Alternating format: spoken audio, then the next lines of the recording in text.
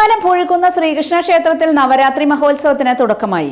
ഒറ്റപ്പാലം പൂഴിക്കുന്ന ശ്രീകൃഷ്ണ ക്ഷേത്രത്തിൽ നവരാത്രി ആഘോഷങ്ങൾക്ക് തുടക്കം കുറിച്ചു. ആഘോഷ പരിപാടികളുടെ ഉദ്ഘാടനം ഇന്ന് രാവിലെ രാഗരത്നം മണ്ണൂർ രാജകുമാരൻ ഉണ്ണി നിർവഹിച്ചു.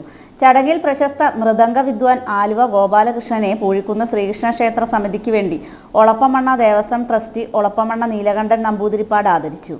തുടർന്ന് മണ്ണൂർ രാജകുമാരനുണ്ണി, ലൈല രാജകുമാരനുണ്ണി എന്നിവരുടെ നേതൃത്വത്തിൽ പഞ്ചരത്ന കീർത്തനാലാപനം നടന്നു. തുടർന്ന് ചെമ്പൈ സംഗീതോത്സവം നടന്നു. വൈകുന്നേരം വാദ്യ സമന്വയവും നടന്നു. തുടർന്ന് വരുന്ന ദിവസങ്ങളിൽ വൈകുന്നേരം സംഗീത കച്ചേരി, വയലിൻ കച്ചേരി, സാമ്പ്രദായിക ഭജന, അഷ്ടപതി, ഭക്തിഗാനസുധ എന്നിവ നടക്കും.